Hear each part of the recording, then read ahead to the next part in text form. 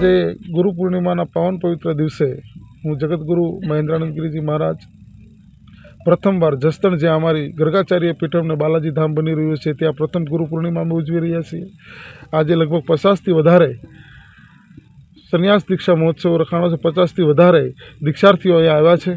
આખા ભારતભરમાંથી અલગ અલગ લોકો જગ્યાએથી જે સંસારનો ત્યાગ કરી આજે સનાતન ધર્મની અંદર સેવા કરો અને સનાતન ધર્મમાં પોતાનું જીવન સમર્પણ કરી અને સંન્યાસ દીક્ષા લઈ રહ્યા છે. અને હાલમાં દીક્ષા મહોત્સવ ચાલુ છે. વિશેષ કાર્યક્રમ, સૌથી પહેલો કાર્યક્રમ છે દીક્ષા મહોત્સવનો, જે અમારા શ્રી પંચદશનામ જૂના અખાડા અને અખાડાઓની પરંપરા મુજબ આજે આ જસદણની અંદર એક સરસ દીક્ષા મહોત્સવનું આયોજન કર્યું છે અને એ પરંપરા પ્રમાણે દીક્ષાર્થીઓને દીક્ષા આપવામાં આવી છે.